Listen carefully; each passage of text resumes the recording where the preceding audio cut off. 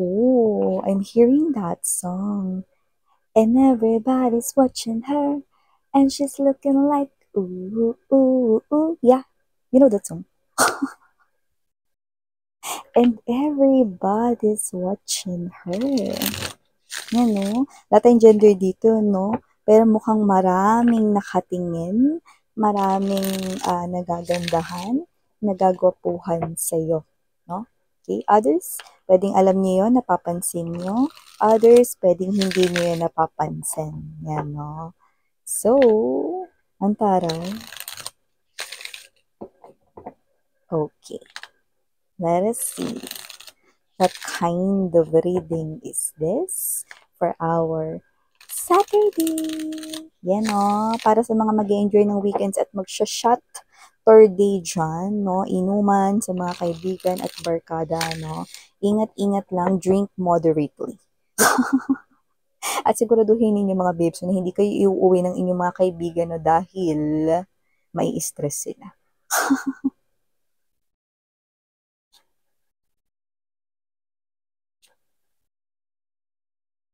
Oh.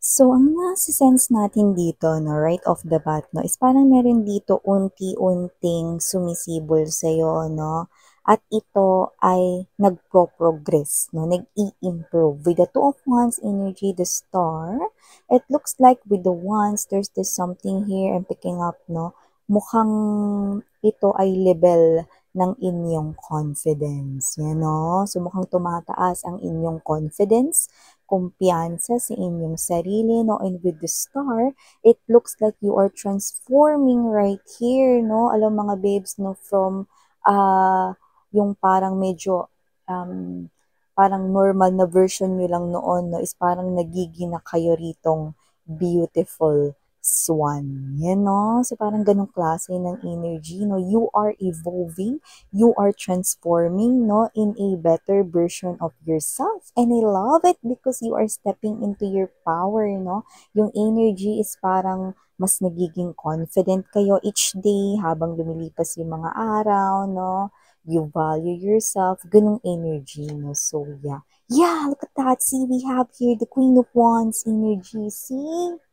Tell me the confidence.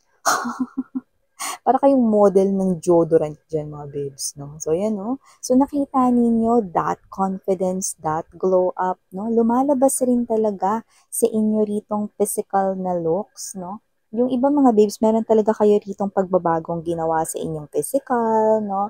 Pwedeng nagpabago kayo ng hair color, ng haircut, yung mga walang bangs dyan, nagpabangs, no? Yung mga walang, mga side bangs, nagpa-side bangs. Iniba ninyo rito ang inyo ritong paninamit, no? So, if you are laging naka-pants lang, no? Maybe ikaw ay nagsushorts na ngayon, nagsiskirt na, yan, no? Or babae, lalaki, LGBT, wala tayo ditong gender, ha? And also, pwede rin nagtatry ka na rito na alagaan ang iyong skin. Maybe nag-a-apply na rin kayo ng mga skincare products, no? Na alam ninyo na legit, na talaga namang nagbibigay ng glow at healthy skin sa inyo, no? So, iba naman, pwedeng kayo ito, no, that you are going into gym, you are exercising, no? Yung iba, pwedeng hindi pumupunta ng gym, but you are doing some kind of exercise, no? Ikakabit nyo lang, no, sa inyong TV para malaki-laki, di ba? Manonood kayo sa YT, no? Susundan nyo yun, no? 1, 2, 3. No? Pwedeng pina-follow ninyo yung isang dance step, no? Okay, to the left, one more, the right. So, yung iba naman, no, pwedeng may sinalihan kayo rito, Zumba, or baka kayo to, no, nag-a-attend dito ng parang tutorials na about makeup, how to apply makeup, no, for that natural, no makeup look, no, yung mga ganun. Iba naman pwedeng nanonood sa mga YT, no, since marami naman dyan, no, na tutorial din na pinapanood lang. So, seeing like right here that nakita ko nag improve ang inyong physical appearance, no? Plus, hindi lang yan, no? Nauna kasi rito na parang, dito kasi, no, nag-glow na kayo, wherein napipick up natin dito mga babes, no, na ito yung klase ng energy na posibleng nag-e-evolve kayo, no? May mga na-experience kayong hindi maganda, no? Tapos parang natatanggap nyo na natapos na yun, nangyari na yun, move forward na tayo, yan, no? So, parang alam ninyo mga babes, no, na walang mangyayari kung patuloy kayo magmumukmok at malulungkot sa isang tabi, no? At alam ninyo na makukuha nyo lang yung pagbabago pag sinimulan nyo yung pagbabago sa inyong sarili. At yun nga yung ginawa nyo rito, no, mas gumwapo at mas gumanda kayo, mas tumaas ang confidence at kumpiyansa ninyo sa sarili. At, we have here the Three of Swords energy and the Two of Cups. Tell me more. Oh, okay. Looks like meron ditong mabobrought up. Pwedeng meron kayo makausap na friend dito, no? About your ex-lover right here.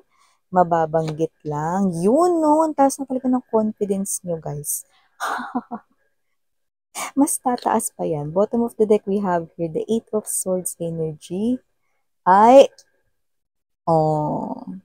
antaray. Tama ka.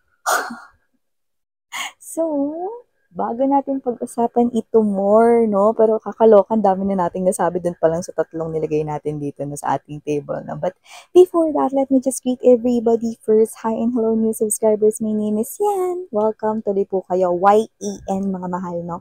And yun nga, no? Sa ating mga returning tambayers, thank you sa inyong walang sawang pagtambay dito, no? At yun nga, kung hindi nyo pa alam, mga mahal, meron tayong isa pang channel link ay nandyan sa ating description box. So if interested, just click that link para ma-redirect na rin kayo dun sa ating other channel wherein naglalagay at nag-upload din tayo ng daily collective readings every day. And mga babes, sa pagtapos nito, maya-maya lang ng konti ay mag-upload na rin tayo ng latest upload doon sa ating other channel. So nga mga babes, no? And wala rin po tayong gender. Babae, lalaki, LGBT, lahat welcome. Pwede rin pong i-switch at magkapalit-palit yung mga roles na dahil ito ay possible mangyari because isa itong general reading, and at the end of the day, na everybody meron kayong free will, like it's up to you if you want to claim the messages and use it as guidance or not. So, timeless po ito. Pwedeng ito ay nangyari na, pwedeng nangyayari na, at pwede namang mangyayari pa lamang, no? So, just take only what resonates for you, sweetheart, no? Let's talk about this more because I love your energy. You are in your power, sweetheart. You look more beautiful. You look more handsome right now. Your energy is definitely pataas ng pataas, no? Positive, high frequency yung nakukuha natin dito, no? And someone here brought up about your past right here. It could be a friend. It could be a close friend right here na, grabe, anong gagawin mo kapag ka bumalik yung ex mo? Ano, parang natanong ka ng ganun, no? So, hindi yun mahirap na sagutin for you guys, no? Yun yung nakikita ko dito because you are now stepping into this more confident you. Kaya nakita ko dito na walang kahirap-hirap, like hindi yung isang hot seat question for you guys, no? So, nakita ko dito mga babes at with the Three of Swords energy, ang sagot mo ay may kinalaman sa Three of Swords energy and Two of Cups right here, no? Yan, no? Pag nakita ako ng ex ko ngayon, ayan, no? Masasaktan lang siya. Ano, antaray! I love it. Masasaktan lang siya, Miss Yan. Yan, no? Dahil siguradong hahangarin niya ulit na maging sa kanya ako. Yan, no? So, may ganung klase ng energy, no? So, nakikita ko rito, mga babes, no? Na kung sino man tong energy na to, no? Yun yung iniikot ng mga sasabihin mo, no? And with the Knight of Swords energy, judgment, right? And at the center of this reading, and there's this Nine of Wands energy, hahabulin niya lang ako ulit at pipilit niya lang yung sarili niya sa akin, yan, no? Pero mapapagod lang siya. Nine of Wands energy. Yan, no? So, may ganong klase ng energy, mga babes, no?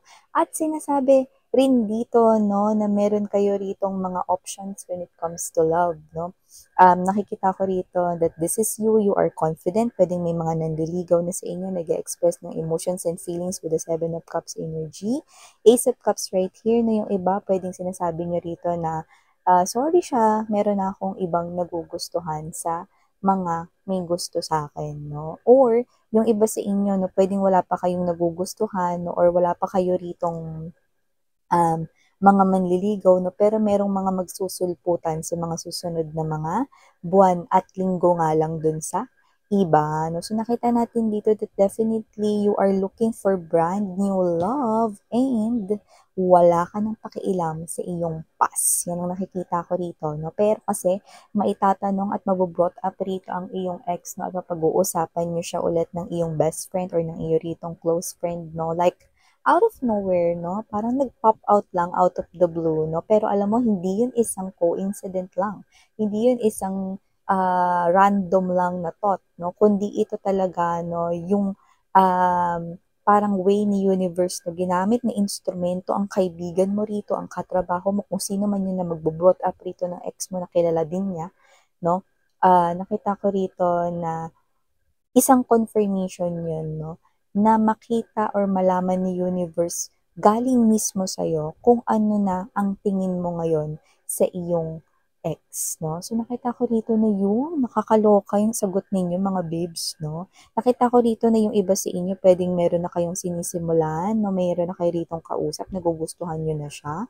Yung iba naman sa inyo, na pwedeng meron na kayo ritong ka-in relationship with the Knight of Pentacles energy, no? Parang in relationship ninyo, na may itsura rin itong mga babes, no? Posibleng meron itong motorcycle, no? Or baka meron siyang car, may sasakyan siya rito, no? Pero alam mga babes, no? May sasakyan man siya rito or wala, no? Ang pinakamensahe nito, no? Is ready siya rito mga babes, no? This is your ride or die, no? Anong ibig sabihin nun, miss yan, no? Ibig sabihin itong tao na to, no? Makakasama nyo ito, no? Sa anumang roller coaster ng buhay ninyo. Happy man kayo, no? Or sad man kayo, or may pinagdadaanan kayo, hindi yan aalis, yun ng ride or die mga babes, no? Ibig sabihin, yung tao na ka-in relationship nyo ngayon, kung meron man, no, nakikita nyo siya bilang sobrang mas higit na nakakalamang kumpara sa iyong ex-lover dito, no? At yung iba naman, pwedeng wala pa kayong relationship niyan, pero meron ka lang nakikitang ganyan. Isa sa mga nag-express at may gusto sa'yo, wala tayong gender dito, ha? Babae, lalaki, LGBT. Yung iba naman mga babes, no, kayo ito na darating rin. Yung, ayan, no, kung wala pa kayong kaalam-alam, no, sa mga options ninyo sa love na mga baka paparating pa lang with the Ace of Cups energy, alam ninyo, no, na ito yung klase ng love na magiging ang ending ay ang inyong other half or yung inyong magiging significant other. Wow! Sino nakikita ko dito mga babes, no? Yung iba, possible na meron ditong skin color difference, no? One could be lighter than the other, no? The skin color, okay? One could be darker than the other. Just take how this resonates. And also, I'm seeing height differences as well, no? So, nakikita ko rito na talagang ikaw to na mataas yung kumpiyansa mo sa sarili, no? That love is for you, no? Na makakahanap ka rito ng para sa'yo at yung iba, hindi ko to kailangang hanapin dahil sila ang lalapit sa akin. Oh, bongga. Yun talaga yung energy mo. I love your energy, ha. Hindi kasi yun yung tono ng mayabang, kundi yun yung tono ng confident. Magkaiba kasi yun eh, no? So nakita ko rito that you've already seen your worth, no? You've already loved yourself and you continue to give whatever it is that will make you happy, no? And always feeling great.